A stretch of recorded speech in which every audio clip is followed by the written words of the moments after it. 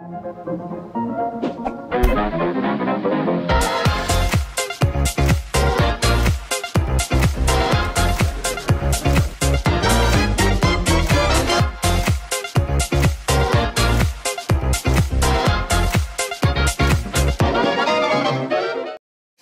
j'ai organisé une petite conférence avec Nadine Seul, qui organise le festival des Jeux de Cannes, sur le thème du journalisme et de parler jeux et faire parler des loisirs ludiques en presse.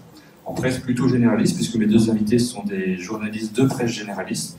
Mais évidemment, on pourra élargir le débat autour de la presse spécialisée, puisque nous avons d'éminents représentants dans la salle, avec Trick Track qui est devant, et Ludovox qui fait la captation derrière. Les deux font la captation d'ailleurs.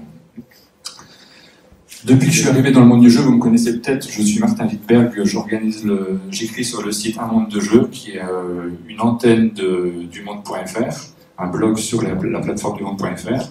Depuis que je suis arrivé dans le monde de jeu et que j'ai été notamment jury de l'As d'Or pendant quelques années, on m'a souvent parlé de l'As d'Or quand les éditeurs avaient quelques frustrations autour du jeu de société, parce que c'est la grande attente de tout le monde d'avoir un As d'Or, d'avoir un prix, et souvent il y a quelques frustrations. Et juste derrière, le deuxième sujet dont on parle souvent, c'est le journalisme, le fait qu'on parle très peu de jeux de société en presse, et notamment en presse généraliste, qui est un sujet qui fait rêver et fantasmer les éditeurs de jeux de société.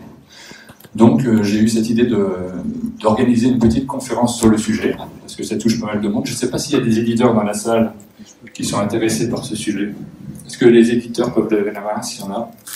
Je vois rien en fait. 3, 4 peut-être, oui.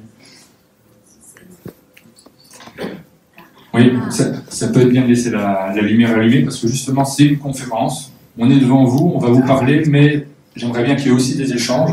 Donc si à n'importe quel moment de la conférence vous avez envie de poser une question, comme les thèmes vont se succéder, n'hésitez pas à lever la main.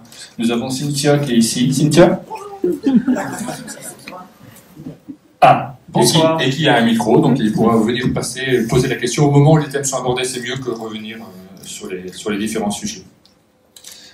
Et donc le sujet de la presse généraliste est très intéressant. Il y a beaucoup d'inconnus. Je me suis rendu compte que les questions qu'on me pose, la façon dont on parle du jeu de société et du journalisme, correspond pas vraiment à ce qu'est le journalisme. Notamment, il y a beaucoup d'éditeurs qui m'en parlent en espérant avoir des articles qui soient des publicités. C'est particulièrement le cas sur les Kickstarter.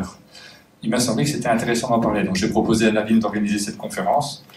Elle a répondu dessus, puis après, il a fallu l'organiser, ce qui est un tout petit peu plus compliqué. Et donc j'ai deux invités éminents à côté de moi, à qui j'ai proposé en priorité et qui ont accepté. Je les en remercie. Je suis vraiment très heureux qu'ils soient avec moi, parce que ce sont des journalistes que j'affectionne tout particulièrement. Nous avons Damien Leloup. Bonjour. Qui était rédacteur en chef, qui l'est toujours, mais qui en pose actuellement pour la rubrique Pixel. Donc la rubrique Pixel, c'est une rubrique qui a été créée, si je ne me trompe pas, en 2014. Ouais, là on entame notre 4e année. Donc, pour celles et ceux qui ne connaissent pas en 2 mots, c'est une rubrique qui touche à toutes les cultures d'imaginaire et toutes les cultures du numérique. Donc on écrit aussi bien sur le jeu vidéo, un tout petit peu sur le jeu de plateau, que sur les révélations d'Edward Snowden, sur la surveillance de masse, sur les modifications d'algorithmes de Facebook, en fait tout ce qui se passe dans nos têtes et sur Internet en gros. Vous allez vous demander pourquoi j'ai invité quelqu'un qui parle surtout du numérique pour parler du jeu de société. La raison principale, c'est qu'il y a une expérience qui est assez parallèle entre le jeu de société et les jeux vidéo, tous les aspects numériques. C'est assez nouveau. Ce sont des vidéos, vous l'avez vu, si vous venez assez régulièrement à Cannes, on voit qu'il y a une explosion, une augmentation énorme du marché et des gens qui s'intéressent au jeu. On a eu le cas aussi dans le jeu vidéo avec d'un seul coup les rubriques jeux vidéo qui sont arrivées, qui sont apparues de rien, et pas mal de questions qui se sont posées sur comment parler du jeu vidéo. Des thèmes que les éditeurs connaissent, qui sont transversaux, avec des expériences sur lesquelles on va pouvoir rebondir, comme par exemple les prix ludiques, qui ont posé pas mal de questions sur lesquelles on va revenir aussi. Et je pense que ce regard croisé est intéressant aussi pour nous, le chemin qu'on est en train de parcourir dans le jeu de société. Et nous avons aussi Annelle Grondin, qui est journaliste aux Échos, 20 minutes auparavant et aux Échos maintenant. C'est ça. Donc à 20 minutes, j'écrivais des articles plutôt très grand public sur les médias et la culture. Donc le jeu de société en faisait un peu partie. Aux Échos, c'est plutôt sous l'angle de l'actualité un peu tech, puisqu'on voit que le jeu de société évolue aussi de ce côté-là. Donc j'essaie de trouver des manières d'en parler un peu différentes, mais de continuer à en parler sur ce média-là. Et donc, les regards croisés qu'on pourra avoir entre Damien Leloup, qui a une expérience qui est particulière, celle du jeu vidéo, et le regard plus économique d'Anaël, peut-être un petit peu le mien aussi. Alors moi, sur un monde de jeu, j'écris des articles qui seront plus critiques, pour le plaisir de partager tout simplement, mais il s'agit d'un blog. Nous avons peut-être des blogueurs aussi dans la salle, c'est une question qui intéresse beaucoup les blogueurs. Est-ce que les gens qui écrivent sur le jeu pourraient lever la main? Je vois s'il y en a quelques-uns.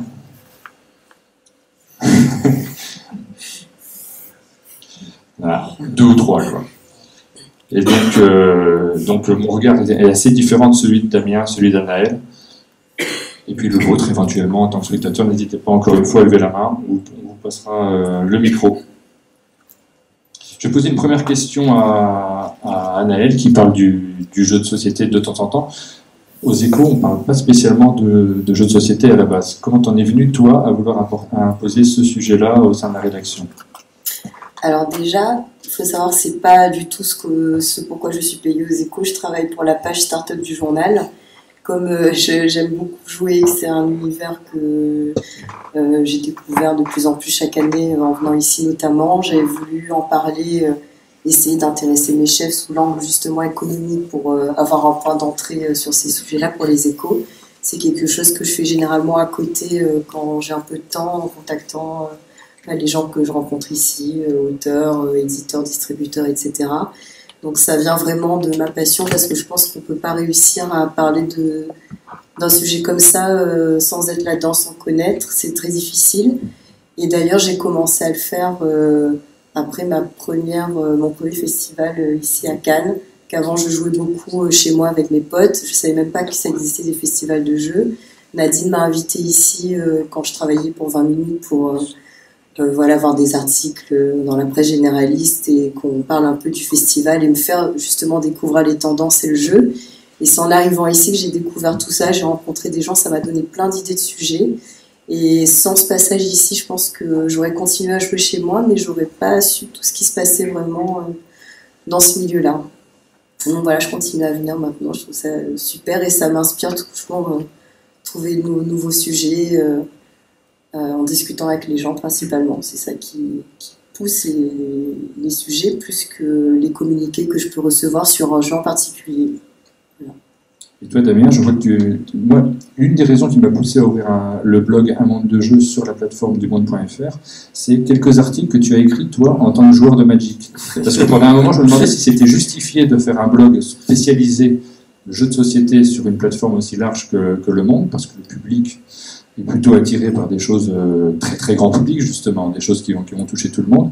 Et je suis tombé sur quelques articles que tu avais écrits qui étaient très pointus, avec un vocabulaire notamment extrêmement précis, et qui s'est peut-être poussé d'un seul coup à te lancer là-dedans. En fait, nous, on a à la fois tous les avantages et tous les défauts d'être un généraliste et un média spécialisé, parce qu'on est une rubrique spécialisée au sein d'un généraliste. Donc la première chose que ça veut dire, c'est que notre lectorat, il est extrêmement large. On a aussi bien des gens qui vont venir lire nos articles qui n'ont jamais entendu parler de jeux de plateau, de jeux vidéo, pas de Facebook normalement quand même, que des gens qui sont extrêmement spécialistes du sujet, qui le connaissent même mieux que nous. Et donc du coup, on est censé écrire pour un public qui n'est pas unique, monobloc, qui au contraire est extrêmement varié, extrêmement divers. Donc il n'y a pas 56 possibilités pour nous, soit on essaye de faire un seul type d'article qui contente tout le monde, des plus spécialistes aux gens qui découvrent et qui cherchent quelque chose de très grand public. C'est pas possible en fait, puisqu'on ne peut pas faire un même contenu qui va s'adresser à toute la gamme de gens qui peuvent tomber sur nos papiers. Donc on découpe un peu plus. Alors chez nous on parle souvent de cercle en fait, c'est un peu du vocabulaire interne où que ce soit sur le jeu vidéo, le jeu de plateau, même le manga ou d'autres sujets. On dit souvent, ce sujet, il est cercle 1, 2 ou 3. Cercle 1, c'est un sujet qui va s'adresser vraiment aux gens qui connaissent vraiment bien. C'est-à-dire, typiquement sur le jeu de plateau, des gens qui jouent, qui achètent plus de 6 ou 7 jeux par an, qui suivent toutes les sorties, qui lisent la presse spécialisée, qui suivent l'actualité des éditeurs. Donc vraiment le cœur de gens qui jouent beaucoup et qui sont passionnés par ça. On n'en fait pas beaucoup parce qu'on reste un site généraliste, même en étant une rubrique spécialisée, mais de temps en temps, quand on pense qu'il y a un sujet intéressant ou quelque chose de vraiment nouveau, on se permet de faire des articles très pointus. Et voilà, on sait très bien que ces articles-là, ils passeront pas forcément sur la une du site. C'est pas grave, nous, ça rentre dans la variété de ce qu'on peut proposer et on sait qu'il y a des gens que ça va intéresser. Cercle 2, on élargit un petit peu, c'est plutôt, en reprenant le même exemple, pour des gens qui jouent plusieurs fois dans l'année, une fois de temps en temps, qui essayent des choses chez des potes, qui vont peut-être acheter un jeu à Noël ou essayer quelque chose avec leurs frères et sœurs, voilà, qui ont une vague connaissance mais qui ne suivent pas l'actu spécifiquement du jeu de plateau. Et donc ils seront très contents d'avoir typiquement voilà, une sélection des meilleures sorties des N derniers mois, un article détaillé sur le jeu qui en ce moment fait beaucoup parler de lui parce qu'il propose quelque chose d'intéressant et de nouveau. Et puis le cercle 3, là on est vraiment sur en gros la une du monde.fr, c'est un sujet qui doit être compréhensible et intéressant pour quelqu'un qui a jamais joué à un jeu de plateau de sa vie. Donc là c'est un autre challenge parce que ça demande d'être écrit un peu différemment, il faut expliquer tous les termes quand il y a des termes techniques, mais nous on assume d'avoir vraiment des catégories de sujets différents avec à chaque fois des choix. Voilà, on sait qu'il y en a qui seront plus exposés sur le site, d'autres moins. On sait qu'il y en a qui s'adressent à une toute petite partie de nos lecteurs, d'autres qui s'adressent à une proportion beaucoup plus large, mais on pense que c'est bien de varier, d'avoir un patchwork un peu pour essayer de s'adresser à tout l'ensemble des différents publics qui peuvent exister. Vous avez la même approche aux Échos sur la vulgarisation, la difficulté de faire des articles extrêmement pointus? Est-ce que tu t'autorises des articles pointus? Non, j'avoue que quand j'écris sur jeux de société, et je ne suis pas du tout la seule d'ailleurs à le faire, puisque moi ça fait 2 ans que je travaille aux Échos, il y a déjà quelqu'un qui s'occupe un petit peu de ce domaine-là, mais vraiment là sous l'angle très marché, acquisition. Voilà, en ce moment, Asmodée achète des boîtes, ça va être des sujets comme ça. Mais on vulgarise toujours tout parce qu'on se dit qu'on ne s'adresse pas aux gens qui lisent Plateau ou ceux qui vont sur Trick Track, et il faut vraiment tout expliquer, essayer le moins possible d'utiliser du jargon et de vraiment donner beaucoup de contexte. Voilà, on ne va pas passer du temps à expliquer la mécanique d'un jeu. Moi, j'écris quasiment que pour les non-joueurs en fait. J'essaie de vulgariser un peu, enfin c'est aussi mon côté, j'essaie de vulgariser, d'intéresser les gens à ce domaine-là. C'est un regret de ta part d'écrire que pour les non-joueurs?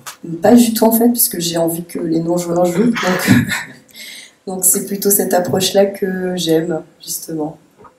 Et alors Damien, le fait de parler, de faire des articles très spécialisés, est-ce que ça peut permettre de créer un lectorat particulier? C'est une question qui va être un peu transversale avec les jeux vidéo, parce que sur le jeu vidéo, vous avez aussi des approches qui sont très grand public, à travers notamment les petits jeux de smartphone, et des gamers. En tout cas, on ne le fait pas spécifiquement pour ça. C'est-à-dire que nous, on voit maintenant, avec 4 ans de retour d'expérience un peu, qu'on a des gens qui commentent régulièrement, qui nous font régulièrement des remarques sur Twitter, Facebook, qui nous envoient des mails, et donc qui sont un peu des lecteurs réguliers sur des sous-parties de ce qu'on fait. Donc typiquement, effectivement, sur le jeu vidéo, on sait qu'on a un certain nombre de lecteurs qui lisent une grosse partie de notre production et qui, du coup, on imagine, aiment bien ou détestent vraiment beaucoup ce qu'on fait et du coup reviennent régulièrement pour lire tout ce qu'on publie. Mais ça se fait en fait assez naturellement, parce qu'effectivement, quand on a une régularité sur un sujet, et ben voilà, on sait que les gens, quand ils ont aimé, vraiment détesté encore une fois, ils vont revenir, même s'ils reviennent pas tous les jours, même si c'est une fois tous les 3 mois, on sait qu'ils se souviennent qu'ils ont déjà lu un article sur un sujet proche qui les avait intéressés ou qui les avait fait réagir, et que du coup ils se forment un peu un petit quelque chose, une petite communauté. Après, c'est la difficulté dans la création de ces communautés de lecteurs et de lectrices, c'est que tous ces univers, et c'est très vrai aussi du plateau, c'est divisé en sous-chapelles, et tout le monde ne s'intéresse pas forcément à tout dans une même thématique. Comme je le disais, moi je suis un gros fan de jeux de cartes, ça a occupé une grosse partie de ma vie pendant longtemps, j'y joue encore beaucoup, je vais moins jouer à des gros jeux de strat où il faut faire des parties de 6 heures parce que j'aime moins ça, désolé. c'est moins mon truc. Et nos lecteurs c'est pareil, ils ont des types de jeux qu'ils aiment, des types de jeux qu'ils n'aiment pas, il y a une partie de ce qu'on fait qui va les intéresser, une partie qui ne va pas les intéresser, et ce, y compris du coup dans la sous-partie de notre lectorat qui sont les gens qui s'intéressent aux jeux de plateau. Donc voilà, c'est la communauté, en tout cas par rapport aux relations avec les lecteurs, c'est quelque chose d'assez compliqué parce que c'est pas là non plus, c'est pas un bloc, même au sein des gens qui sont des gros joueurs et au sein de ceux qui disent régulièrement ce qu'on fait sur le sujet. Donc avoir une première question. Merci, c'est ça. En espérant ne pas trop anticiper, avec la description des 3 cercles, et donc 3 publics différents, et en y ajoutant, alors je ne sais pas comment ça marche pour la presse généraliste justement, la façon dont ça rentre en ligne de compte dans la ligne éditoriale et de facto dans l'intérêt économique que ça peut ensuite représenter pour le magazine. Comment est-ce qu'on arrive à faire le lien entre les deux? À partir de quand un sujet est intéressant, on a dit oui c'est intéressant, finalement tu le disais, il a été lu par 400 personnes, mais c'est pas grave, il fallait quand même le faire. Oui certes, au bout de 10 ça devient embêtant parce que moins de lecteurs, donc économiquement moins intéressant, malgré tout il faut bien que le journal vive. Donc comment marier à la fois le fait de parler d'un sujet éventuellement de niche, même avec une approche un petit peu généraliste, et en même temps lui donner une pénétration, si c'est comme ça qu'il faut le dire, suffisante pour que ça représente un panel malgré tout intéressant, parce qu'il faut que le magazine puisse vivre. Ouais. Comment marier un petit peu? Alors, j'ai pas une réponse claire et simple à cette question qui est hyper importante pour nous depuis le début. Mais en gros, c'est une question d'équilibre. Effectivement, si on fait que des sujets pointus qu'on trouve passionnants nous, mais qui trouvent pas forcément un public, et ben au bout d'un moment, on perd aussi des lecteurs et économiquement, ça devient compliqué. Nous, la chance qu'on a, c'est que comme on est encore une fois spécialiste au sein d'un généraliste, c'est plus facile pour nous d'équilibrer parce que voilà, on sait très bien que le test du dernier iPhone il va faire des centaines de milliers de vues et que voilà, ça ne veut pas dire qu'il faut le traiter par soulageant, on passe aussi beaucoup de temps à bosser là-dessus, mais à côté de ça, on peut très bien se permettre de faire un article hyper fouillé sur un obscur point de détail d'un document Snowden ou sur une tendance dans un sous-niche du manga, du jeu de plateau, etc. Donc nous, c'est vrai qu'on trouve notre équilibre comme ça sur le plan édito. Et sur le plan économique, on a un peu la réciproque qui est vraie aussi, c'est-à-dire que, voilà, vous le savez ou vous le savez pas, mais dans la presse spécialisée en jeux vidéo notamment, il y a quand même des gros problèmes et des grosses questions de pression d'éditeurs ou de studios en chantage à la pub ou en chantage à l'accès. Voilà, on ne vous donne pas l'accès au jeu alors qu'on le donne à vos concurrents, on menace ou on vous coupe la pub. Voilà, il y a tout un panel de choses qui existent.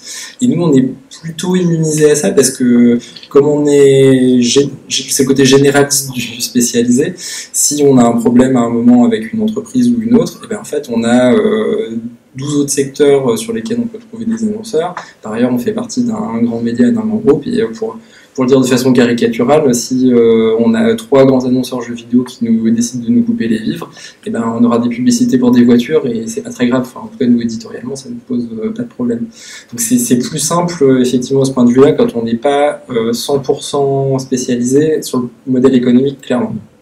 Et sur la première partie de ta question, sur comment est-ce qu'on décide que c'est intéressant et que ça vaut le coup de le faire quand même, nous c'est assez simple, c'est-à-dire soit on constate qu'il y a quelque chose de vraiment nouveau et du coup on se dit que ça mérite d'être raconté parce qu'il y a une rupture, soit on considère qu'il y a juste une bonne histoire à raconter, quelque chose on est un peu notre premier lectorat test, c'est-à-dire si moi je me dis ah bah voilà, je me dis qu'il y a peut-être un angle et un sujet à faire sur telle chose qui est en train de se passer, j'en parle à mes confrères et s'ils me disent non, bah je le fais pas, et s'ils me disent ah ouais c'est hyper intéressant, j'avais aucune idée que ça existait, bah je le fais. Moi je pense que la question se pose pas vraiment parce que j'écris en priorité pour le site internet du journal et sur un peu à côté de ce que je fais. Donc la question économique, en fait, la vraie question, ça va être est-ce que mon chef, le rédacteur en chef du site, va trouver l'idée intéressante et va me permettre de publier. À moi d'argumenter, de trouver des histoires à raconter qui n'ont pas encore été faites par nous, par les autres. À partir du moment où ça interpelle même mon rédacteur en chef, quand je lui en parle, il va se dire ah bah tiens, moi je savais pas que ça marchait comme ça, alors bah vas-y, je pense que ça va intéresser les gens. Par exemple, l'année dernière, juste avant Paris Ludique, j'avais proposé de faire un article sur 3 petits portraits de 3 auteurs qui vivent du jeu, que c'est pas courant, et puis les gens savent pas forcément qui sont les auteurs de jeux en France. Et quand j'ai proposé ce sujet, j'ai un peu étoffé le synopsis, j'ai proposé ce sujet, il m'a dit il y a des auteurs de jeux de société, c'est pas des entreprises qui font des jeux, qui mettent ça dans les... Enfin, et du coup, il m'a dit ah bah vas-y alors, parce que moi je savais pas que ça marchait comme l'édition de livres.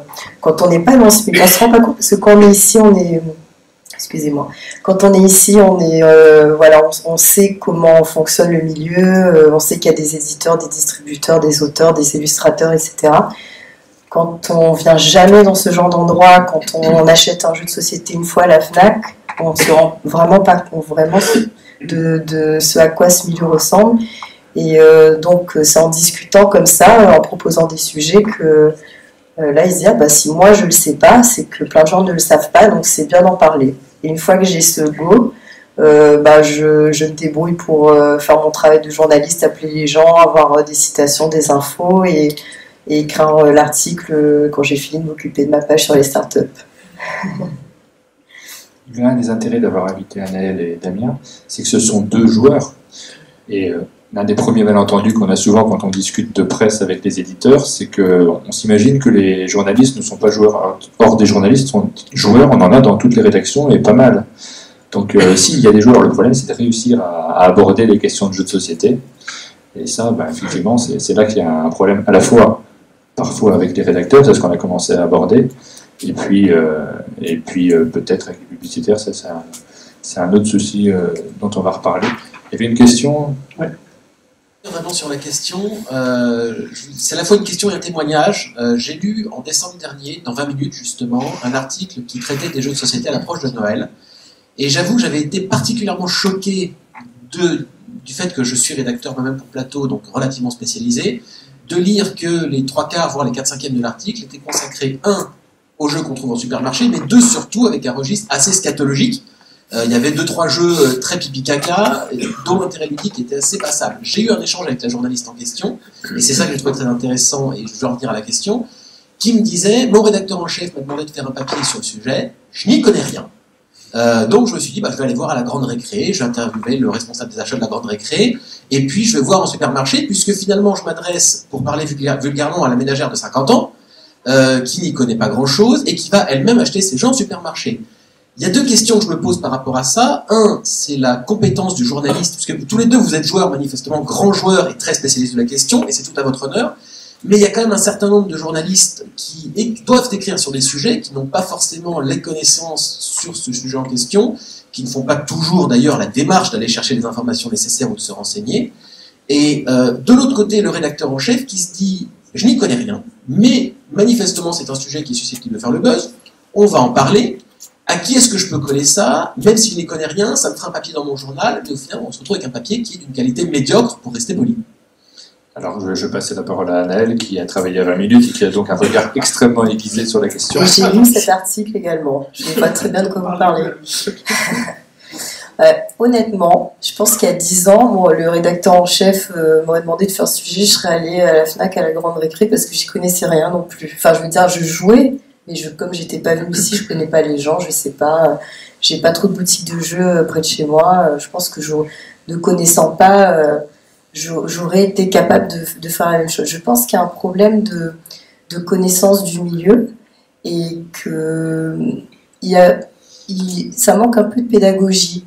On ne sait pas qu'il y a des magasins hyper spécialisés, on ne sait pas qu'il y a des jeux qui existent, qui ne sont pas dans les grandes surfaces. Enfin, je dis bon, les gens qui ne s'intéressent pas plus que ça. Et si on ne m'avait pas prise par la main la première année où je suis venue ici, où j'ai dit à Nadine, si quelqu'un du festival peut m'expliquer qui sont tous les éditeurs, tous les groupes, me faire vraiment une petite fiche pédagogique pour comprendre le marché du jeu, j'aurais eu beaucoup de difficultés à faire un article pertinent. Et je pense que c'est aussi le manque de chiffres aussi sur le milieu. On ne sait pas trop c'est quoi les vrais chiffres de vente des jeux en France. Est-ce que les magasins hyper spécialisés donnent aussi leurs chiffres. Est-ce qu'on parle que des chiffres d'Auchan, Carrefour on ne sait pas trop regarder finalement parce que c'est pas très lisible du point de vue extérieur en fait, on se rend pas compte. On reçoit rarement d'études sur le jeu, on n'a pas d'infos qui nous arrivent. Faudrait que je sais pas, l'union des éditeurs, je sais pas, quelqu'un fasse un dossier presse un peu pédagogique. Voici qui sont les acteurs du jeu, voilà où quel type de jeu sortent et ensuite quel cheminement pourra se retrouver à la Fnac, chez Toys R Us, dans les grandes surfaces. Qui sont les experts du domaine à qui même on pourrait poser des questions pour avoir un éclairage. Quand on est à Paris dans une rédaction, c'est pas évident. On a une question dans le fond de la salle, mais il faut que Sylvain parcourt un... Du coup, entre-temps, je vais rajouter juste pour une remarque en forme de blague. Dans ce que vous racontez dans votre expérience, il y a le verre à moitié vide. Le côté à moitié plein que je retiens aussi, c'est que vous avez visiblement un rédacteur en chef qui ne connaît pas du tout le sujet, mais qui a quand même pris la peine de demander un article. Il y a 5 ou 6 ans, je pense qu'on n'aurait pas eu la même situation. Alors évidemment, ça ne donne pas forcément le résultat qu'on attend, mais ça montre quand même qu'il y a aussi un truc qui est en train de se passer. Alors, juste avant, la question, c'est est-ce qu'il y a plusieurs... Est-ce que c'est possible, ça, au monde, d'avoir des articles aussi médiocres? Je ne vais pas vous dire que tout ce qu'on publie est parfait, clairement. Après, nous, c'est un peu différent dans le fonctionnement de la rédaction de 20 minutes, parce qu'on a une rédaction de façon générale, hein, pas juste à Pixel, mais qui est vraiment très structurée sur la base des spécialistes. C'est-à-dire que c'est vraiment un journal de rubricard, comme on dit, avec beaucoup de gens qui sont très pointus dans le domaine qu'ils suivent. Alors, quand ils ont bossé 4 ans sur un domaine, ils sont plus pointus que la première semaine ou le premier mois où ils se mettent à travailler dessus, évidemment. Et ça n'empêche pas qu'on se trompe régulièrement, comme tous les médias peuvent le faire. Mais normalement, quand on traite un sujet, autrement que par une reprise d'AFP rapide, les gens qui écrivent dessus, ils ont quand même des connaissances au moins de base dessus. Après, ça a aussi un autre défaut, c'est que du coup, on a des angles morts. C'est-à-dire que tel sujet émerge, en fait on n'a pas de spécialistes, on n'a pas vraiment de gens qui connaissent bien ce milieu, ce secteur, etc. On va avoir tendance à y faire moins attention, peut-être à être moins réactif, voire à rater des infos ou des articles intéressants parce que voilà, on n'a pas la connaissance en interne. Donc ça a aussi des inconvénients de ces avantages. Oui, bonjour. Alors, du coup, moi, c'était pas du tout une question, c'était une réponse à Naël. Je travaille au sein du monde des éditeurs de jeux et les chiffres sont présentés à l'AG du monde des éditeurs et sont communiqués après au public et justement on peut se rencontrer à ce sujet. Donc on travaille sur le sujet justement pour avoir des chiffres globaux et pouvoir justement répondre à ces questions qui sont un petit peu compliquées aujourd'hui. Merci. On aura peut-être bientôt des chiffres un petit peu plus pointus. Je vais revenir un tout petit peu sur les rédacteurs en chef et sur la publicité. On a d'autres questions si jamais avant? Oui. Je me dirige. Après, je reviendrai sur la publicité, je vous fais un teasing. Vas-y, tu peux teaser, j'ai encore beaucoup de chemin. Et des obstacles. Je peux le lancer, mais c'est assez lourd.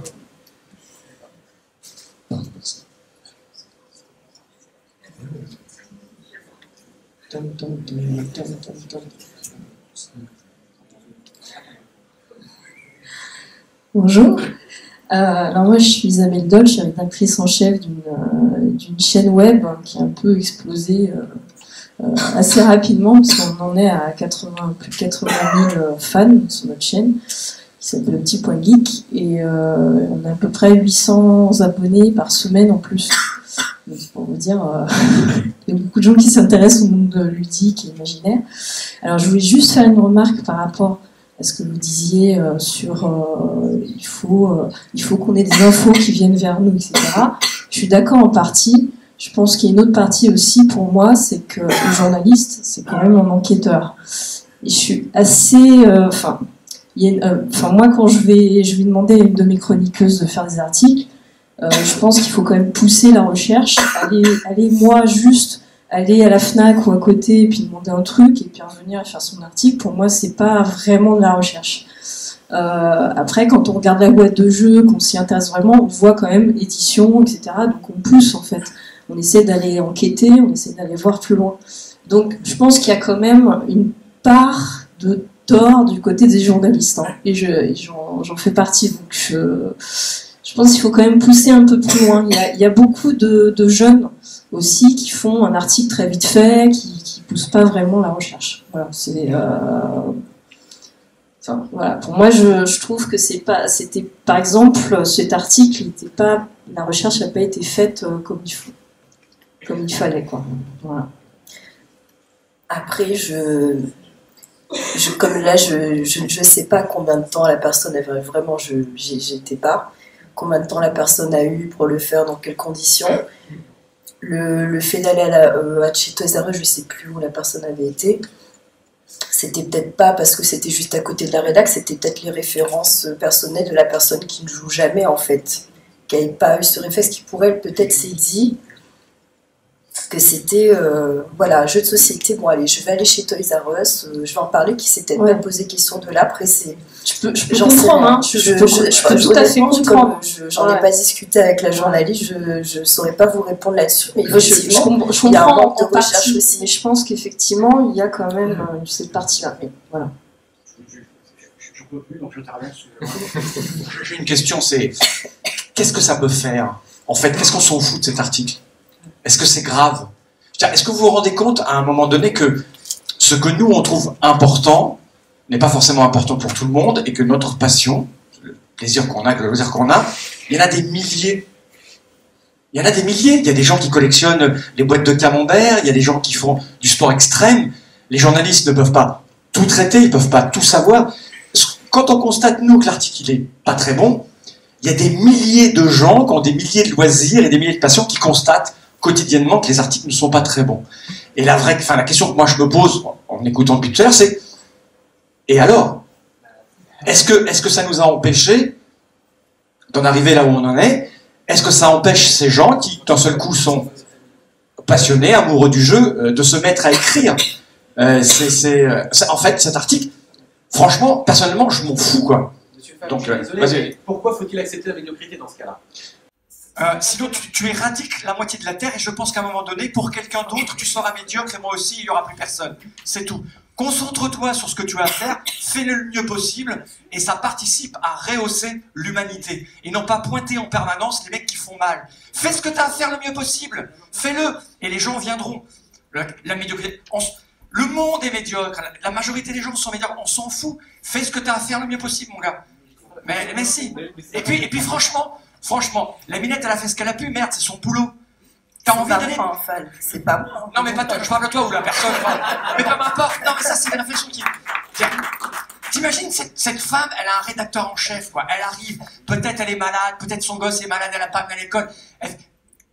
Qui ici n'a pas eu une journée où il n'a pas eu envie de travailler, où il n'a pas été bien, où ça le faisait chier le boulot qu'on le confiait? Peut-être qu'elle était dans cet état d'esprit. Et alors, on va la condamner la presse, les médias. On s'en fout, fais ton boulot. Écoute, fais ton travail sur plateau le mieux possible et après ça amènera à ça. Voilà, c'est tout, je vais me taire. Oui, je peux comprendre que Minute soit un journal qui soit extrêmement largement diffusé, avec des millions de personnes qui lisent, et que ça peut donner une mauvaise image du jeu de société. Je peux comprendre. Attends, juste, mais je suis d'accord en partie. C'est vrai que, comme je l'ai dit, on ne sait pas ce qui s'est passé derrière, etc. Après, ce qui peut être intéressant, c'est un journaliste qui pousse un tout petit peu plus loin, qui dit vous pourrez peut-être retrouver d'autres choses ailleurs avec un... Voilà, c'est juste généraliste. Mais voilà. Deux choses. Sur le truc, les gens ils vont lire et puis ça va donner une mauvaise image ou une bonne image. J'ai dit tout à l'heure que des milliers de gens avaient des milliers de passions et ça arrivait tous les jours. Moi, on me dit souvent, c'est une bataille par exemple de Mathieu Despnous de Cocktail Game qui adore être dans les journaux généralistes. Et je lui dis, mais moi l'autre jour j'ai vu un reportage sur le kitesurf. Je pense qu'ils ont raconté que des conneries sur le kitesurf. Je m'en suis pas rendu compte. Et en plus, ça m'a pas donné envie ni de me mettre au kitesurf, ni de ne pas me mettre au kitesurf. Ça n'a absolument aucun impact. Rien, nada, que dalle.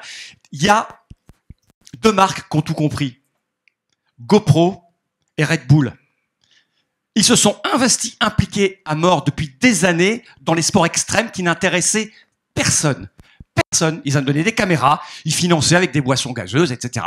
Et au bout d'un moment, ça a généré tellement d'argent, tellement de gens qui n'avaient rien à foutre des médias généralistes que tous les médias généralistes sont venus, les télévisions sont venues, les chaînes sportives sont venues les voir. C'est comme ça que ça marche. C'est pas le reste qu'un article pourri qui dit qu'il y a des jeux avec du caca dedans. Bah voilà, je veux dire, ça existe et ça n'empêchera pas. Ce secteur, il y a 20 ans, il n'en était pas là où il en était. Et avec le travail, le tien, le mien, maintenant le leur, c'est comme ça que ça se développe. Vous voyez ce que je veux dire? Voilà. Maintenant, je vous repasse le micro et je ne dirai plus rien. Alors là, oui, mais on va peut-être arrêter un petit peu avec ce sujet-là aussi pour avancer un peu, parce qu'on a pas mal de questions à aborder. Madame, comme Plateau ou comme d'autres, de pouvoir trouver des solutions pour faire que la prochaine fois, il y aura plus d'informations pertinentes, et il y aura des échanges constructifs, et que la personne, elle a fait peut-être ce qu'elle a pu. On ne sait pas dans quelles conditions elle a travaillé. En revanche, elle l'a fait. Elle l'a fait comme elle pouvait, et du coup, elle offre des solutions à des gens qui ont envie de rebondir là-dessus. Voilà, et je crois que c'est aussi l'aspect positif que monsieur avait pointé. Oui, exactement. Ce qui est constructif, c'est d'avoir contacté cette personne pour lui dire ce qui existait. Pas que pour l'insulter, enfin, j'en sais. Ouais. D'accord. Oui, c'est révélateur du fait que le sujet arrive dans les médias. Après, nous, ce dont on rêve, et ce dont on parle souvent, quand je parle de journalisme avec les éditeurs, ce dont on rêve, c'est une rubrique qui s'installe. Et la question, c'est que faut-il pour que cette rubrique s'installe régulièrement dans des médias généralistes qui ont une portée qui n'est pas du tout la même, que c'est pas péjoratif, c'est pas dévaloriser Trick Track ou Ludovox de dire que la portée n'est pas la même. Mais quand un article est publié sur Le Monde, et on le voit notamment avec l'explosion que tu vas nous parler un petit peu de l'importance qu'a pris Pixel pour le jeu vidéo. Moi, je vois régulièrement des publicités maintenant qui affichent ce jeu vidéo-là est extraordinaire. Je ne sais pas quel terme ils vont le petit morceau d'article qu'ils vont retirer pour faire une accroche dans les pubs. Signé Pixel. Ce site a 3-4 ans. Ouais. 4 ans, tu m'as dit. Et donc, il commence à avoir une influence très forte parce que c'est Le Monde. Parce que c'est Le Monde, et aussi, je pense que ça nous ramène à la question de comment on parle de jeu dans les généralistes. Parce que sur le jeu vidéo, je pense, vous m'arrêtez si je nous jette trop de fleurs, qu'on a réussi à trouver un ton et un positionnement éditorial qui correspondait bien à ce qu'on voulait faire et qui apportait quelque chose d'un peu nouveau. C'est-à-dire que quand on a lancé la rubrique, c'était pas une question pour nous d'essayer de concurrencer une presse spécialisée qui est sur le jeu vidéo pléthorique, excellente sur plein d'aspects. On a des sites spé francophones, anglophones qui sont très bons. En plus, ils sont très nombreux. Nous, on n'avait aucune légitimité ni vocation à essayer de refaire en moins bien ce que font déjà des rédacs spécialisés qui font ça pour certaines depuis plus de 10 ans. Mais par contre, on avait le sentiment qu'il y avait une place qui n'était pas trop occupée, qui était plus justement du côté d'un généraliste, qui était de couvrir les sujets un peu transversaux, on en parlait ce midi aussi avec Annelle, et notamment les sujets de société autour du jeu vidéo, parce qu'il y en a un paquet, et ça est beaucoup, encore plus récemment, et donc de parler de choses que, y compris de la presse spécialisée, fait pas forcément, parce que voilà, c'est pas dans son périmètre, c'est pas dans les sujets qui intéressent spécialement ses lecteurs. Donc une des premières choses qu'on a fait beaucoup, et qu'on continue de faire régulièrement, c'est des portraits. Parce que effectivement, on s'est rendu compte que aussi bien dans la direction du journal que chez nos lecteurs, en fait, les gens savent pas comment ça se construit un jeu vidéo, ont souvent des idées très fantasmées du nombre de gens qui y travaillent, de comment ça se déroule, quels sont les métiers, le type d'études qu'on fait pour y arriver. Et puis en fait c'est des bonnes histoires, encore une fois, parce qu'à chaque fois que vous rencontrez un créateur, c'est quelqu'un qui a un parcours de vie, des idées, une vision, des choses intéressantes à raconter et à faire découvrir aux gens. Donc voilà, nous du coup on a essayé de se positionner plutôt comme ça, en essayant de parler des débats de société, sur la place des femmes dans le jeu vidéo et dans la création de jeux vidéo, les questions de représentation au sens large dans le jeu, les questions des conditions de travail aussi dans les secteurs du jeu vidéo, qui est un truc qui est un sujet un peu tabou et assez compliqué à explorer, et la manière dont le jeu vidéo il reflète aussi nos sociétés dans ses évolutions, dans le type de jeu qui fonctionne, etc. Ce qui nous empêche pas de faire des formats aussi plus classiques de news ou de tests sur la plupart des grosses sorties, mais nous on a eu l'impression d'avoir trouvé un positionnement qui collait bien à la fois au monde, à ce qui n'était pas assez fait à notre goût sur le jeu vidéo, et à ce qu'on voulait faire de Pixel. Et en fait, c'est pas facile de trouver un positionnement. Et sur le plateau, on n'a pas trouvé quelque chose d'aussi clairement défini et d'aussi simple à faire. Et je pense que c'est une des grosses questions aussi pour les rédactions généralistes, c'est que voilà, vous décidez de créer une rubrique plateau parce que le nouveau rédacteur en chef qui vient d'être nommé est un fan hardcore et joue beaucoup. Ok. Vous en faites quoi? Vous la rangez en culture? Vous la rangez en sport? C'est des questions extrêmement bêtes, mais très pratiques pour notamment pour les journaux papier, parce que bah voilà, il y a un chemin de fer, il y a des contraintes de fabrication à respecter. On aime bien les classifications, les rangements. Et c'est des questions qu'on n'a pas l'habitude de se poser et auxquelles il n'y a pas de réponse évidente ou toute prête. Si vous décidez, voilà, bon, les échos ça fait un moment, mais si vous décidez de lancer une deuxième page startup, et ben voilà, on sait où ça va, on sait comment ça fonctionne, ça rentre dans le champ habituel de ce que font les médias. Et le plateau c'est vachement plus compliqué. Le jeu vidéo ça a mis 20 ans, facilement 20 ans avant qu'il y ait les premières rubriques dans les généralistes. Donc c'est vraiment des questions sur lesquelles on avance que très lentement et pas facilement.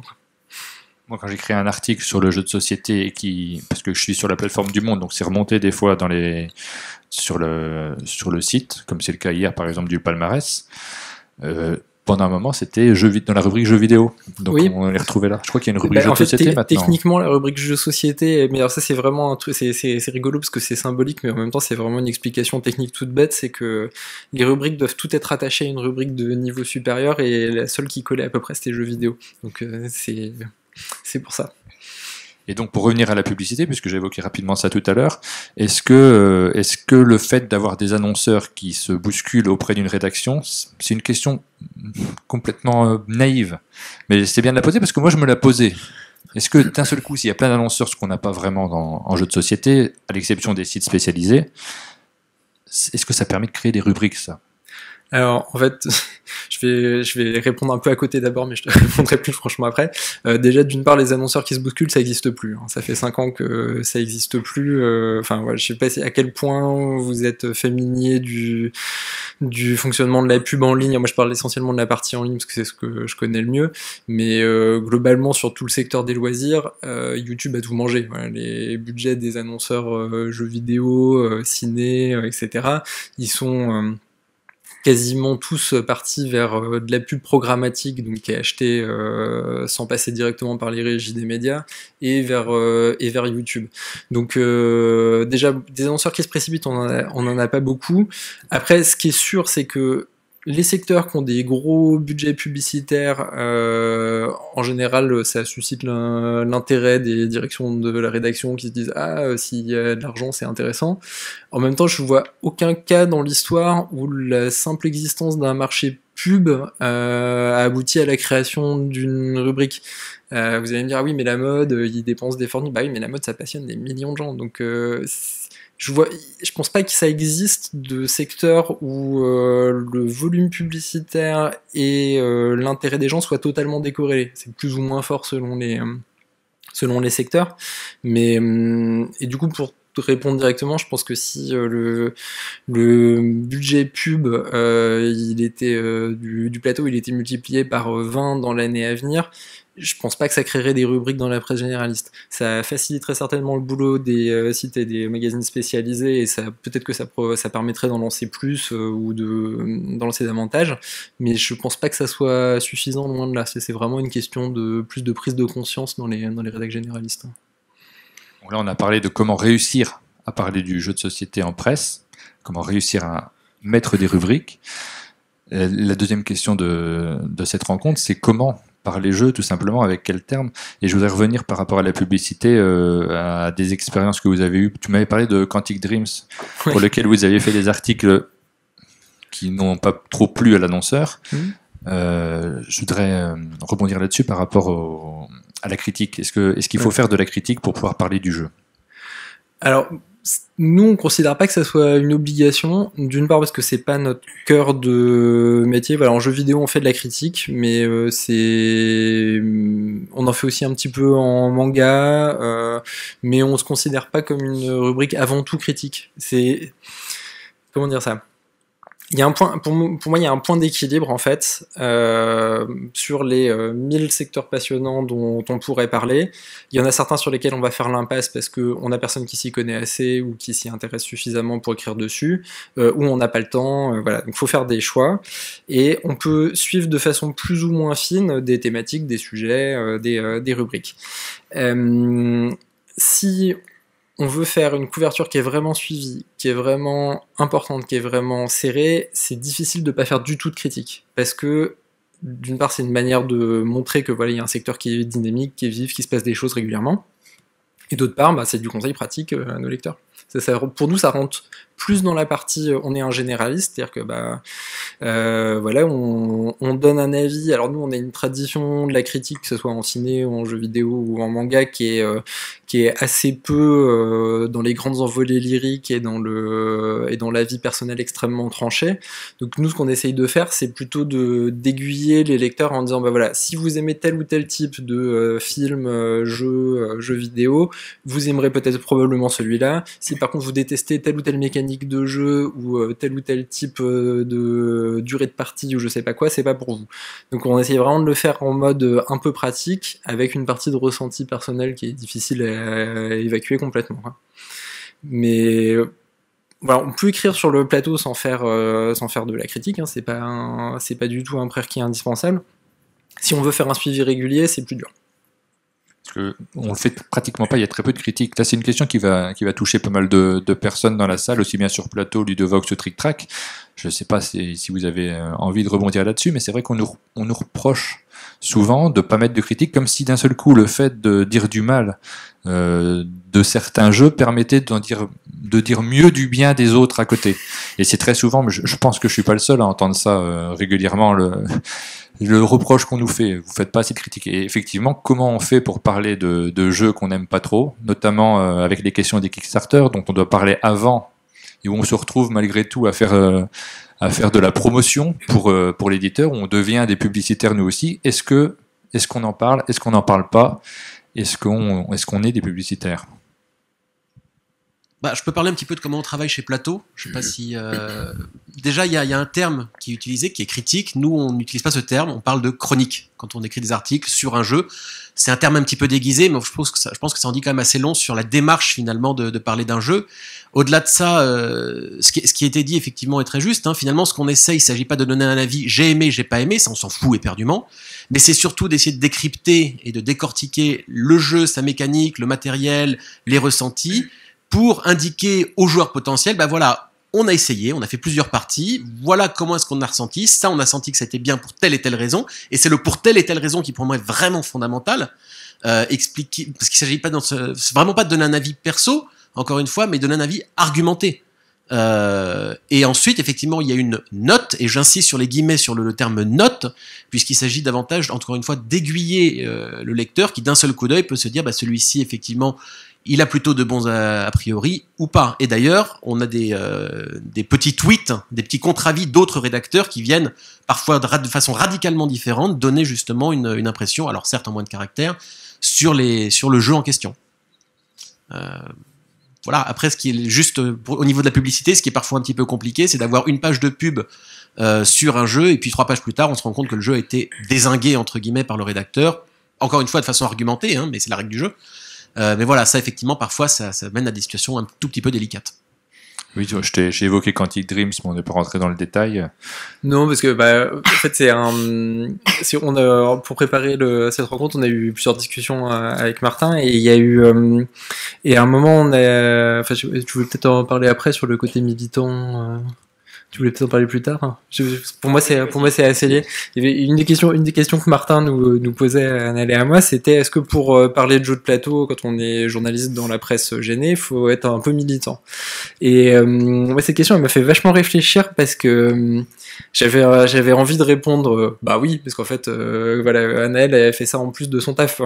Globalement, on n'écrit pas sur le jeu de plateau, sauf commande qui tombe un peu du ciel, si on n'est pas soi-même passionné, qu'on n'a pas envie de faire découvrir cet univers-là. Mais en y réfléchissant, ça m'a un peu gêné parce que, et je vais encore une fois reprendre une comparaison avec le jeu vidéo, j'ai vécu exactement la même chose avec le secteur du jeu. C'est-à-dire que le jeu, de façon générale, plateau, jeux vidéo, etc., il y a une question de recherche de légitimité à travers la presse généraliste qui est hyper importante quand on discute avec les éditeurs et les auteurs. Et c'est naturel, et c'est normal, et ça, c'est parfaitement compréhensible. Mais du coup, ça conduit à des situations qui, pour moi, sont un peu bizarres et un peu pénibles, d'éditeurs, par exemple, qui ne comprennent pas qu'on fasse des articles, soit critiques négatifs, soit des enquêtes, qui donne une vision très critique d'une entreprise sur ses conditions de travail, la manière dont elle fonctionne, ses finances, etc. Parce que pour eux, on est soit avec eux, soit contre eux. En gros, si on fait pas que des articles positifs, c'est qu'on est contre le jeu vidéo et que du coup on n'est pas on board. Et ils comprennent d'autant moins que juste avant, la semaine d'avant, on a fait une série d'articles qui leur ont vachement plu et qui sont trouvés super intéressants. Ils se disent enfin on est reconnu, le monde reconnaît le jeu vidéo à sa juste valeur. Premier commentaire sur 80% de nos articles jeux vidéo, on en fait depuis 4 ans, merci les lecteurs. Mais et donc il y a toute cette question de la légitimité qui conduit pour une partie des éditeurs dans le jeu vidéo à transformer ça un peu en guerre des clans. C'est vous êtes avec nous, vous êtes contre nous. Et en fait, nous, les journalistes, on n'est ni pour ni contre. Et voilà, on s'intéresse au sujet, mais le problème quand un journaliste s'intéresse à vous, c'est que des fois il s'intéresse aussi aux choses que vous avez pas tellement envie qu'il voit et qu'il aille exhumer. Donc ça fait partie un peu des risques du métier. Je te coupe, on a une question. C'est intéressant parce que du coup, je vais pouvoir rebondir de deux façons. D'une part, par rapport à la critique, qui jusqu'à présent, on l'a entendu plutôt dans sa définition et son acceptation négative, c'est-à-dire que la critique, elle peut très bien être constructive, c'est pas forcément négatif. On l'a entendu pour l'instant et jusqu'à présent plutôt de cette façon-là. Et pour rebondir sur ce que tu disais sur les enquêtes, sur ce que tu disais Damien, sur les enquêtes sur des conditions de travail, etc., et où là, du coup, ça peut être effectivement négatif. Pourquoi ? Parce qu'il y a un référentiel. Il y a un référentiel qui établit ce qui est positif et ce qui ne l'est pas, ce qui est dans la loi et ce qui ne l'est pas. Et en l'occurrence, du coup, le négatif est objectivé. Il peut être discuté, mais dans un cadre légal, il a été objectivé. C'est légal ou ça ne l'est pas. C'est donc une bonne pratique ou ce n'est pas une mauvaise, ou ça ne l'est pas. Ce n'est pas une bonne pratique. Dans le jeu de société et a priori dans le jeu vidéo, ça sera une question et en même temps, ça devient un avis et donc puisque c'est un avis, ça ne se partage pas forcément. Où est la bonne pratique ? À quel moment est-ce qu'on va dire oui, subjectivement, il y a une vérité ludique, et donc, du coup, je vais critiquer en disant, il est bon, il n'est pas bon, telle partie est bonne, telle partie n'est pas bonne. Il est possible de transférer ou de se projeter pour essayer de se mettre à la place de quelqu'un, et en disant, comme tu l'as dit aussi tout à l'heure, il est fort probable que si vous aimez, et on est du coup dans de la prudence scripturaire, entre guillemets, dans la prudence stylistique, il est fort probable que si vous avez aimé ça, ça et ça et ça, vous pourriez l'aimer, et si vous détestez ça, ça et ça, vous pourriez détester. Et quoi qu'il en soit, même ça, on est obligé de le mettre entre guillemets au conditionnel, parce que vous pourriez l'avoir détesté, et puis finalement l'aimer quand même. Et du coup, je fais comment pour écrire une critique véritable, entre guillemets, qui puisse se suivre. Et c'est en ce sens-là que si la règle du jeu est de donner un avis et donc plus une critique, ça veut dire qu'on passe sur un mode qui est complètement subjectif. Alors de fait, ça veut dire qu'il peut y avoir un avis sur l'avis, un avis sur l'article, une défense de l'article ou pas, etc. Ça peut même devenir un sport. Donc c'est là où est-ce que c'est le mot critique qui finalement ne biaise pas dans le cadre du jeu de société le débat, au sens où on pourra, à mon sens, dire tout ce qu'on veut, c'est tellement imprégné d'humain et donc de subjectivité qu'il ne pourra pas en ressortir de l'objectivité. Après, on peut faire des statistiques. On peut dire, à 90%, les joueurs ont adoré. Donc, vous êtes en train de dire quoi ? Que les 10% ont des goûts de chiottes ? Eh ben, ça devient difficile de soutenir ce genre de discussion-là comme ça. Donc, ça me paraît difficile parce que, justement, critiquer quelque chose qui ne peut pas être factuel, par définition, à moins que j'ai mal appris ce que c'était que l'humain, eh ben, ça biaise complètement le débat. Mais ça reste une question, c'était pas une affirmation. Non, mais c'est vrai. Sur la question des Kickstarter aussi, ce qui pose problème, c'est que souvent les éditeurs quand ils nous demandent de parler d'un Kickstarter auquel personne n'a joué, on peut faire des introductions sur des jeux qui sont déjà sortis en présentant le type de jeu, en expliquant à qui ça va plaire.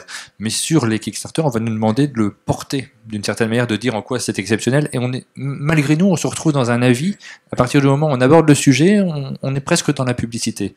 Donc cette question de l'avis, elle est pas tout à fait la même sur un jeu qui est déjà sorti, sur un film qui est sorti pour les critiques de cinéma, que pour un jeu qui est en fabrication et sur lequel on demande aux gens de participer à l'avance. Une autre question ?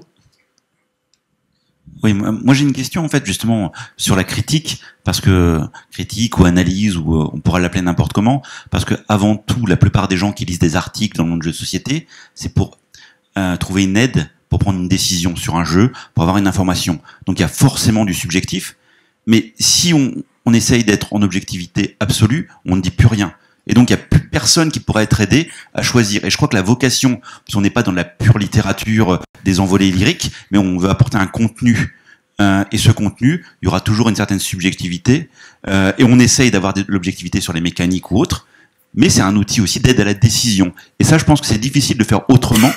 Alors, je ne sais pas ce que vous en pensez à ce sujet, parce que je vois pas comment on peut l'éviter et aboutir à un article qui soit une véritable aide pour le lecteur, ce que beaucoup de personnes recherchent, sans pour autant avoir sa subjectivité et sa critique. Enfin. Ouais. Et en complément, il y a une chose assez amusante dont on s'est rendu compte, alors qui est pas vrai sur tous les jeux vidéo, mais qui est quand même assez souvent vrai, c'est qu'une partie non nulle des gens qui viennent lire nos critiques jeux vidéo ont déjà acheté le jeu, y ont déjà joué, et viennent pour donner leur avis dans les commentaires, discuter avec les autres lecteurs, ou dire vous n'avez rien compris, au contraire excellent article, c'est très fidèle à mon expérience. Et en fait, ça représente une part assez importante des... Alors, je peux pas la chiffrer précisément, parce qu'en plus, ça varie d'un jeu à l'autre et d'un type de jeu à l'autre, mais on se rend compte que c'est vraiment un phénomène non nul. C'est assez amusant, et puis ça fait partie des choses aussi qui nous aident un peu à remettre en perspective le rôle de prescripteur des journalistes. Une autre question ? Bonjour, Aymeric Daflon, je suis auteur de jeu, je suis en train de préparer un jeu que je veux garder le plus indépendant possible, donc je vais passer par Kickstarter. Et je trouve que tu parles plusieurs fois du sujet là sans vraiment l'approfondir. Et moi je suis assez d'accord avec toi, je me pose la question, quelle raison peut faire qu'un journaliste va parler d'un Kickstarter ? Je vois pas trop les raisons, à part un coup de cœur personnel, je sais pas. Donc, quelles peuvent être les bonnes raisons pour parler d'un Kickstarter pour un journaliste ? La difficulté du coup de cœur personnel, c'est que souvent on n'a pas joué au jeu. Donc c'est très rare qu'on nous donne la possibilité de jouer au jeu. Là, on le fait un petit peu sur le festival et j'en vois quelques-uns qui me plaisent bien, dont je vais parler avec plaisir. J'en vois d'autres qui me plaisent pas et je suis en train de me demander qu'est-ce que je fais. Est-ce que j'en parle quand même parce que c'est l'actualité, c'est ce que beaucoup de joueurs ont envie de lire. Ils veulent avoir des avis sur les jeux, savoir si c'est pour eux ou pas. Est-ce que je les évoque juste ou est-ce que je dis que j'ai pas aimé ? C'est assez compliqué.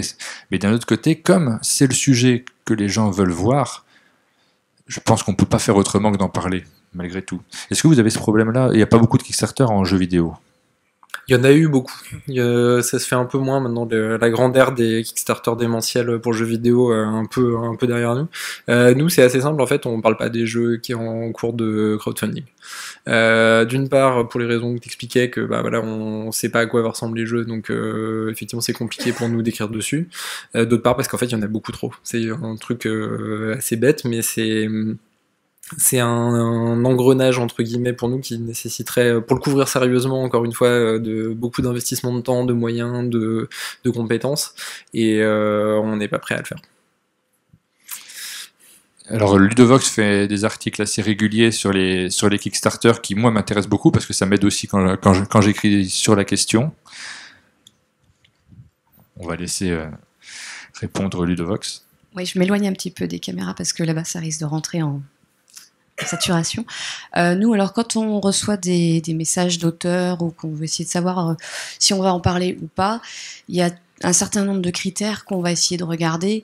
Déjà, est-ce qu'on connaît la maison d'édition ? Est-ce qu'on connaît l'auteur ? Est-ce qu'ils ont déjà livré ? Est-ce qu'ils ont déjà fait des projets ? Comment ça s'est passé ? Quels sont les retours des joueurs, de ceux qui ont pledgé ?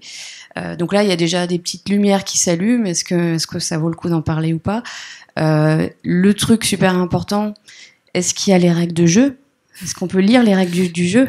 Parce que souvent on reçoit des on va faire un truc génial, il y a des super figurines, on est sur telle licence, ouais ça a l'air cool, mais c'est quoi les règles? C'est quand même le truc que nous on a envie de lire. Donc on prend le temps de regarder ça, si ça nous a l'air sérieux, si nous comme vos rédac chefs, nous c'est pareil, on regarde, et est-ce que nous ça nous tease, est-ce que ça nous ferait envie de baquer? Et dans ce cas-là, on va faire un papier, j'allais dire un papier, mais on est sur le web, mais on dit quand même un papier. On va faire un article et on prend évidemment des tas de pincettes si on n'y a pas joué. Donc on dit voilà nous ce qui nous attire dans ce projet. Voilà où on a peut-être des réserves. On essaie d'être le plus transparent possible en fait, tout simplement de notre point de vue, après tout ce qu'on a vu passer, pourquoi ce projet-là a l'air intéressant ou pas. Voilà, c'est comme ça qu'on travaille. On va passer du coq à l'âne, c'est bien aussi de temps en temps. Je voudrais aborder la question des prix ludiques, parce qu'il y a un double regard à la fois avec Anaël qui est dans le jury de l'As d'Or. Les prix ludiques, ça passionne les journalistes, ça leur apporte une petite notoriété et surtout un petit éclairage qui est culturel, vraiment surtout dans le jeu de société où les prix sont complètement indépendants. Et puis le pendant des prix ludiques, c'est aussi que ça touche la presse, puisque normalement les prix tels que l'As d'Or arrivent sur les sites. C'est le cas hier du palmarès de l'As d'Or qu'on va retrouver sur les différents sites, même très généralistes. Et par ailleurs, c'est aussi une expérience on a une expérience dans le jeu vidéo où il y a eu quelques prix, et je suis assez curieux de connaître le ressenti de Damien, qui connaît le marché du jeu vidéo tout particulièrement et l'implication des éditeurs par rapport aux différents prix qui ont existé. Ouais. Alors effectivement, dans le jeu vidéo, il y en a un paquet des prix, parce que il y a des prix nationaux, des prix internationaux, des prix européens, des prix américains, des prix qui ont une quarantaine de sous-prix en fonction des catégories et des types de jeux.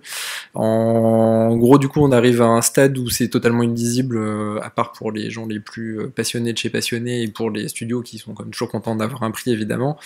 Et où du coup, je pense pour le lecteur, y compris pour des joueurs et joueuses très réguliers et passionnés, c'est compliqué de s'y retrouver et ça veut plus dire grand chose.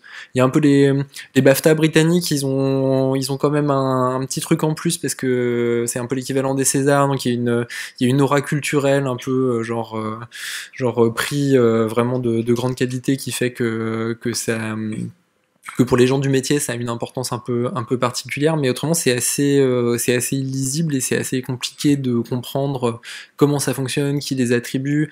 Sur un paquet de prix, on a du mal à savoir quelle est l'influence exacte des éditeurs qui sont souvent dans le jury, etc.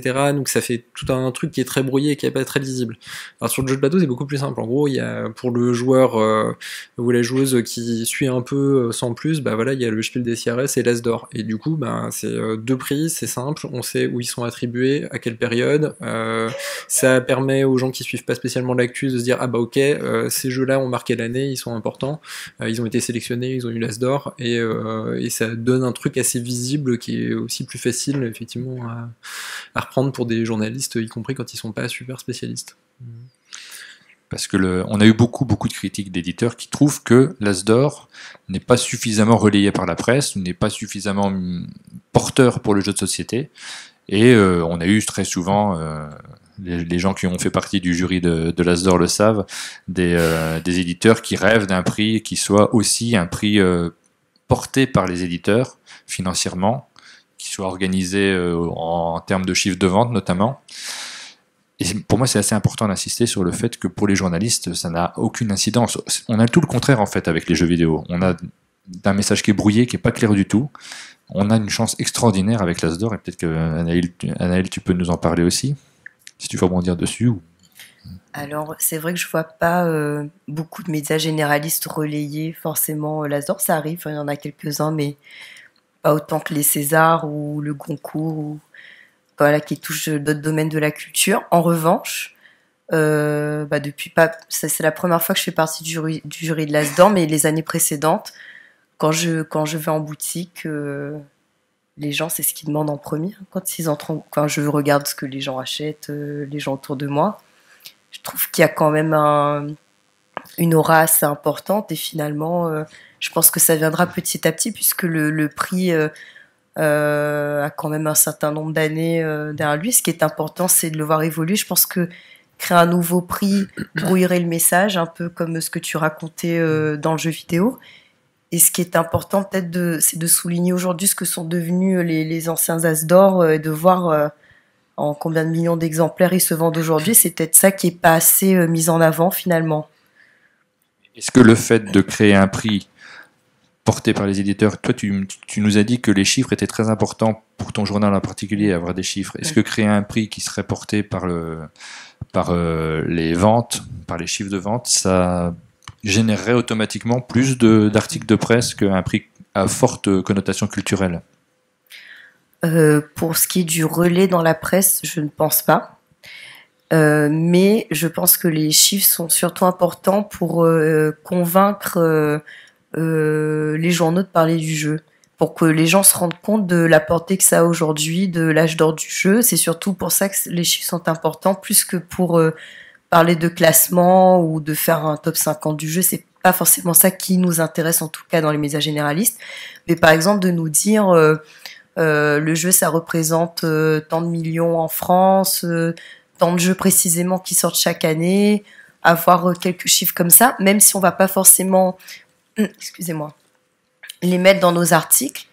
Moi, ça me permet d'aller voir mon chef, de lui dire regarde comme ça cartonne ce sujet, il faut en parler parce que tant de pourcents des Français jouent, et ça, comme on n'a pas ces chiffres, moi, je peux moins facilement convaincre ceux qui ne jouent pas, avec qui je travaille, que c'est un sujet qui mérite d'avoir des articles régulièrement, etc. C'est surtout pour ça que je pense que les chiffres sont importants.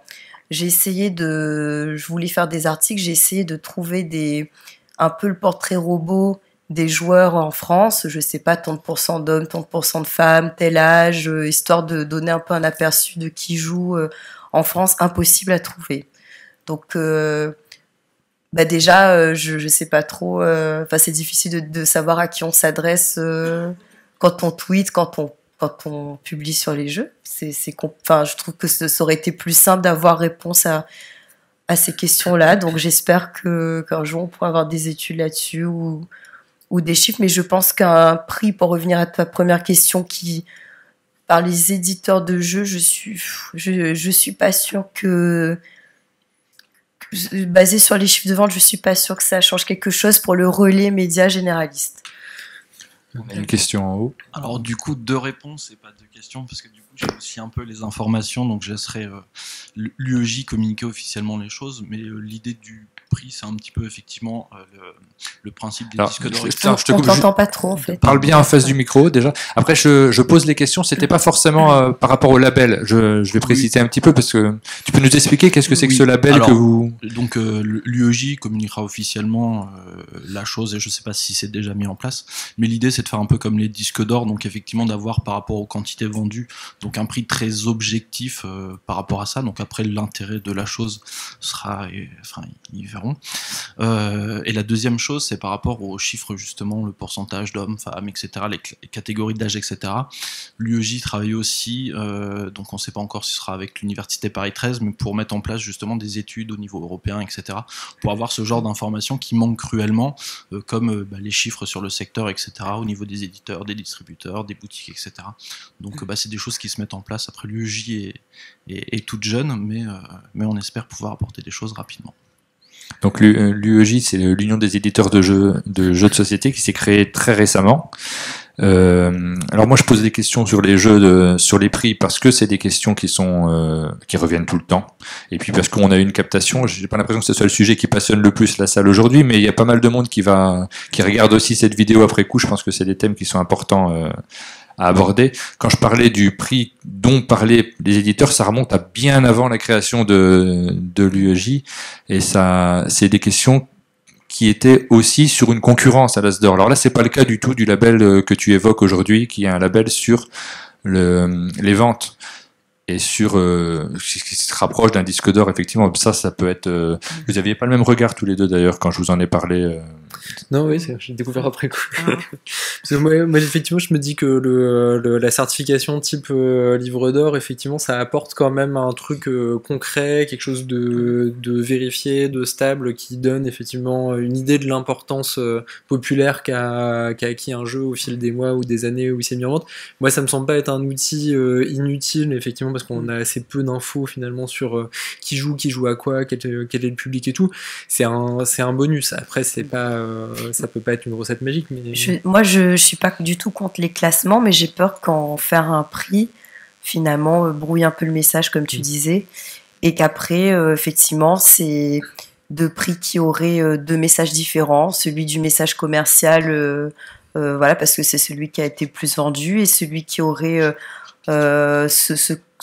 avec l'As d'or, c'est aussi une sensibilité, c'est plutôt le côté culturel du coup qui est mis en avant. Après, ce serait deux choses totalement différentes. Mais il y a un secteur où on trouve une situation un peu comparable, qui est celui de la science-fiction américaine, parce que vous avez deux prix principaux, le Hugo Nebula, un qui est décerné par un jury, l'autre qui est décerné par un vote populaire, avec beaucoup de guillemets, parce que ça a été compliqué ces dernières années. Et en fait, une des choses dont on se rend compte quand on regarde un peu l'historique des deux prix, c'est qu'en gros, quand vous êtes auteur, vous avez envie d'avoir les deux. Parce que si vous en avez qu'un, ça fait un peu rater le truc, et les plus gros cartons critiques de vente, etc., en fait, ils ont les deux. Donc, alors, je vais me faire volontiers provocateur.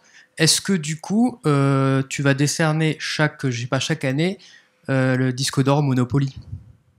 Oui, c'est pour rebondir sur cette question-là, c'est le... Parce que tu vas être obligé de donner les vrais chiffres, entre guillemets, et tu vas avoir le Monopoly, le Cluedo, et tout ça, et finalement, tous les autres jeux ne vont pas être visibles au niveau de ce prix-là.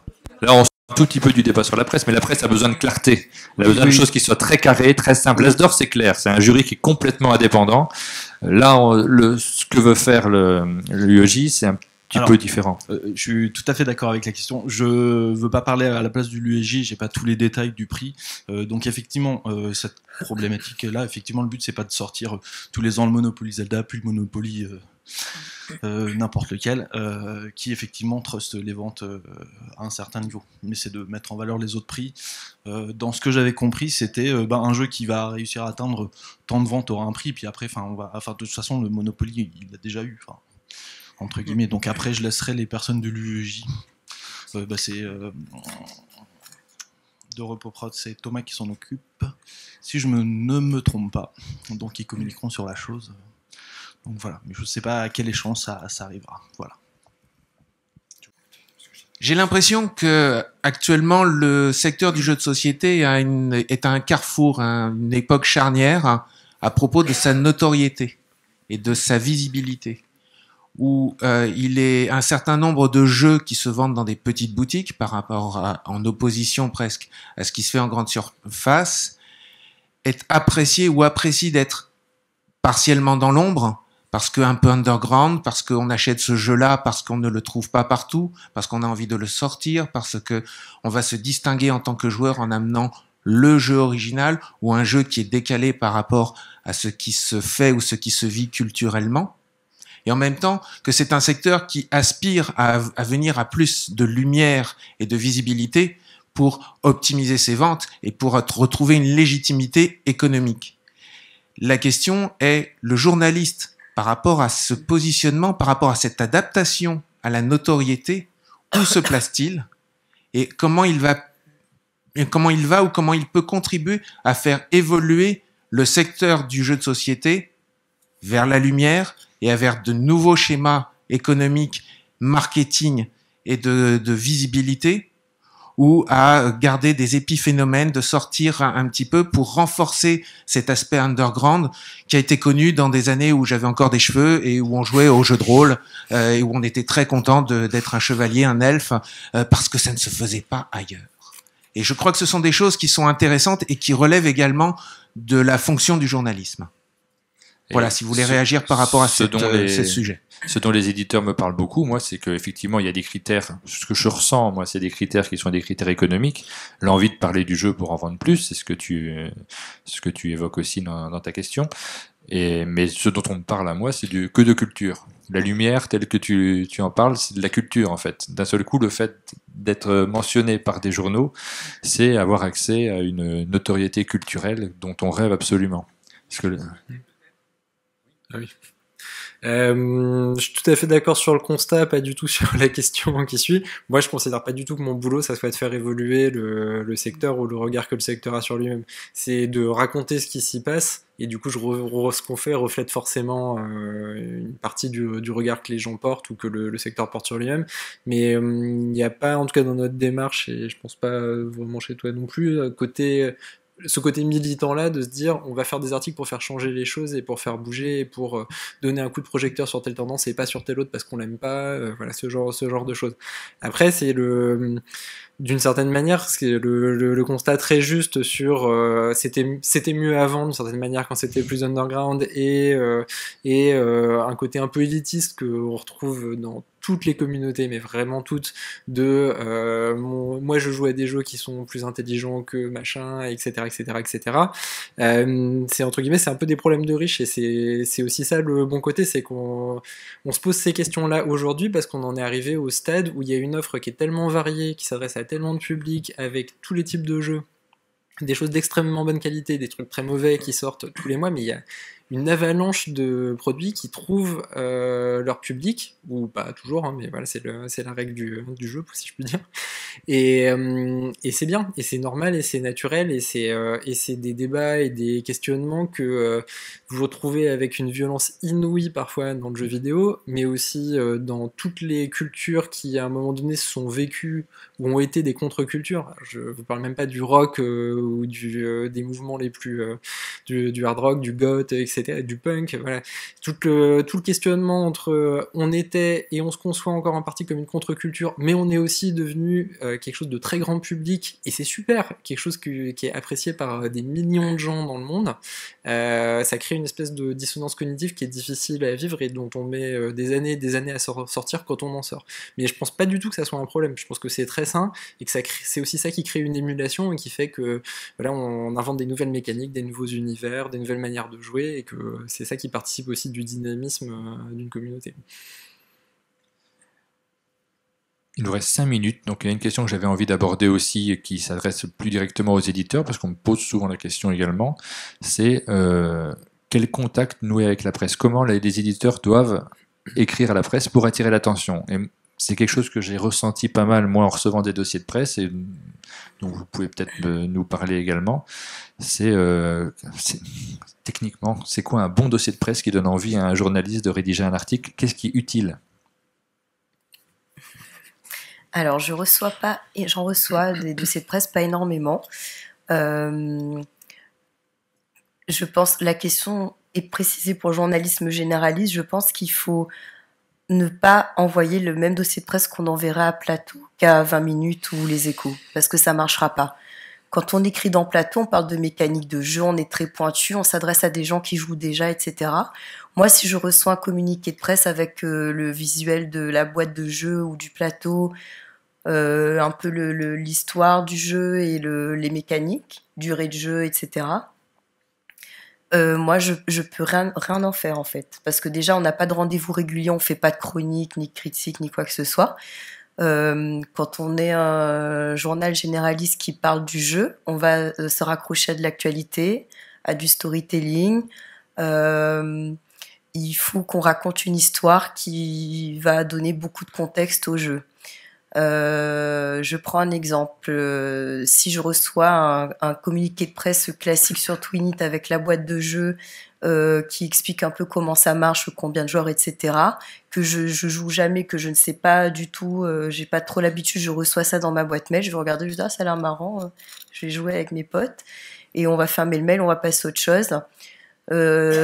Si je reçois un communiqué pour me parler de Twinit qui me dit tout de suite 20 ans après Jungle Speed, le gars qui a créé Jungle Speed revient avec un super jeu génial, qu'on parle de Tom Verchès et qu'on raconte son histoire, je trouve ça génial à raconter dans le Parisien, par exemple, enfin dans un journal, dans les 20 minutes, etc. Il faut vraiment donner du sens au jeu. Et je sais que c'est difficile parce qu'on a, en tant qu'éditeur, j'imagine qu'on a envie de parler du jeu d'un droit au but, de donner aux gens envie de l'acheter. Mais en fait, faut vraiment rouber tout ça dans une histoire et on parlera quand même du jeu de toute façon. C'est ça qui va donner aux gens envie de lire l'histoire. Je pense qu'il faut se donner déjà quelques pistes aux journalistes, surtout quand ils connaissent pas trop le monde du jeu. Comme ça, en lui disant par exemple, et en fait, on s'ancre beaucoup sur l'actualité. L'actualité, toujours un prétexte pour écrire un article. Donc par exemple, pourquoi pas avant Cannes ou avant un autre festival, contacter les journalistes en lui disant, ben voilà, quelles sont les grandes tendances de l'année dans le jeu. Je sais pas, le Legacy, les Escape, ça va parler à quelqu'un même qui joue pas trop. Et si on va juste lui dire, on a un stand de 13 points, je sais pas quoi, le gars il est perdu, quoi. Enfin, du coup, je pense qu'il faut faire vraiment des communiqués spécifiques pour les gens qui ont pas l'habitude de jouer ni de parler du jeu, raconter une histoire, et de toute façon, on parlera quand même de votre jeu dans l'article. Je sais pas si tu partages. Complètement, c'est vrai pour le plateau, mais c'est vrai pour tout. En fait, le pire, c'est les communiqués et les mails mal ciblés.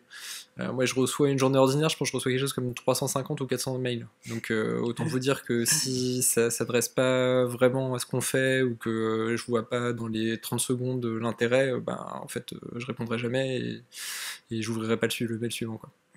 Donc c'est vrai que on a l'impression que la communication des éditeurs, elle est très orientée, ce qui est très bien, vers le cœur du jeu et les gens qui connaissent déjà ou qui savent de quoi ils parlent. Et effectivement, du côté de la presse gênée, il y a peut-être un truc plus différent à trouver. Ouais.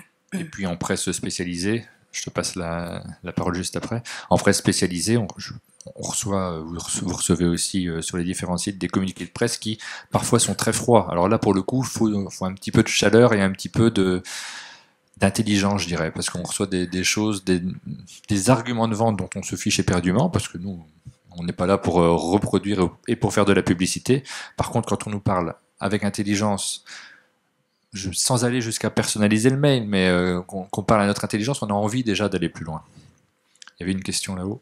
Et en fait, j'ai envie de compléter, si vous permettez, de par mon parcours communication, et de me dire qu'en tant qu'éditeur, l'important est de savoir à qui on s'adresse et de le respecter. C'est-à-dire de savoir quel journaliste, c'est un journaliste, mais c'est aussi un professionnel du milieu, donc qui est capable de comprendre les choses complexes, mais en même temps à qui il faut fournir une histoire et des éléments pour construire l'histoire, ce que vous avez parfaitement expliqué. Mais je crois qu'il est intéressant de pouvoir proposer plusieurs niveaux d'information.